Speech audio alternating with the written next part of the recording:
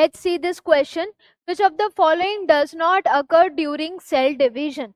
Question में ये पूछा जा रहा है कि इनमें से कौन सा सेल डिवीजन में नहीं होता है. Option A DNA replication, option B cell growth, option C increase in the cytoplasm of daughter cell and option D division of cell organelle. तो यहाँ पर सबसे पहले हम जो कॉन्सेप्ट यूज करने वाले हैं वो कॉन्सेप्ट क्या होगा? वो कॉन्सेप्ट यहाँ पर आ जाएगा फेजेस ऑफ सेल साइकिल.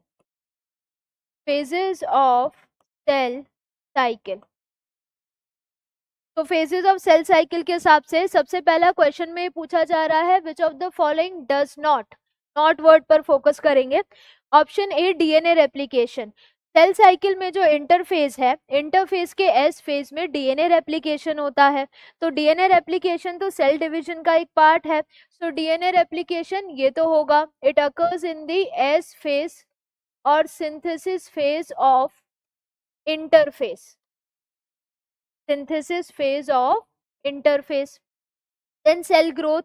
तो G1 है और G2 है जिसमें कंटिन्यूसली साइटोप्लाज्मिक ग्रोथ हो रही है, यानी सेल साइज में बढ़ रहा है. तो सेल ग्रोथ तो एक कंटिन्यूस प्रोसेस है जो चल रहा है इन इवेंट्स में.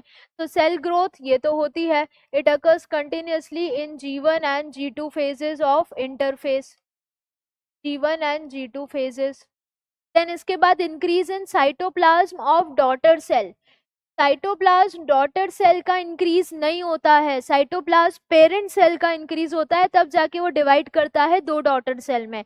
डॉटर सेल्स बन गई तो उनका फिर यहाँ पर साइटोप्लाज्म क्यों इंक्रीज होगा? So at the time of cell division it is the increase in the cytoplasm of the parent cell, not the daughter cell. तो ये इनकरेक्ट हो गया और हमसे नॉट करेक्ट ही पूछा था. तो करेक्ट आंसर क्या हो जाएगा? Option C. ऑप्शन डी है division of cell organelle. Organelle duplication यानी ऑर्गेनेल्स की कॉपी बना के डॉटर सेल्स में भेजना जरूरी है. तो डिवीजन ऑफ सेल ऑर्गेनेल्स भी होगा और ये इंटरफेस में ही देखा जाएगा.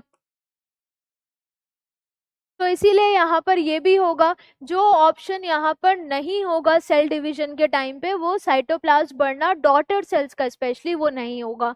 सो correct answer is option C.